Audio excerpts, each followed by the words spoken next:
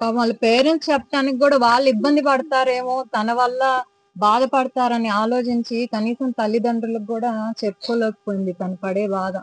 సరే తల్లిదండ్రులు కాకపోయినా తమ్ముడు చిన్నవాడు.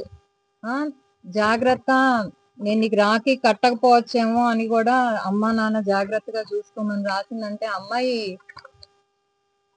ఎంత ఇదై ఉంటుందో అర్థం చేసుకోగలం. ఆడపిల్లలకి చెప్పేది ఒకటే, పెళ్లి ఒక్కటే జీవితం కాదండి. పెళ్లి మన జీవితంలో ఒక భాగమే. మనం బాగుండాలని పెళ్లి చేస్తారు, కానీ మనకు అక్కడ ఏమైనా ఇబ్బంది వస్తే మన తల్లిదండ్రులు చెప్పుకోవచ్చు, మనల్ని వాళ్ళు కాదనరు.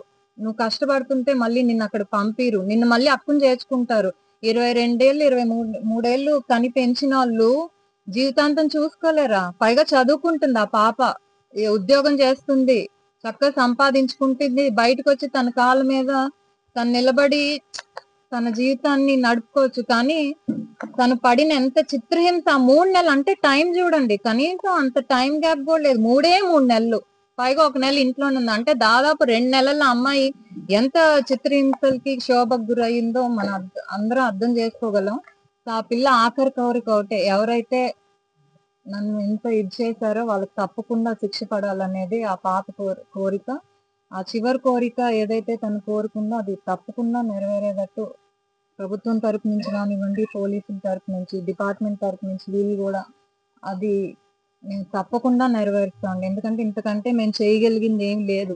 ఇంకో ఆడపిల్లకి ఈ బాధ కలగకూడదు, ఇలాంటి స్థితికి రాకూడదని మేము ఇక్కడికి వచ్చి ధైర్యం చెప్పి మేమంతా ఉన్నాం. మీకేమైనా ఆపద వస్తే, ఎవరైనా వేధింపులు చేస్తుంటే, హింస ఉంటే, అన్యాయం గురి చేస్తుంటే మా దగ్గరికి రండి. మీ ఇళ్లలో వాళ్ళకి చెప్పలేకపోయినా ఓకే, మేమందరం ఉన్నాం.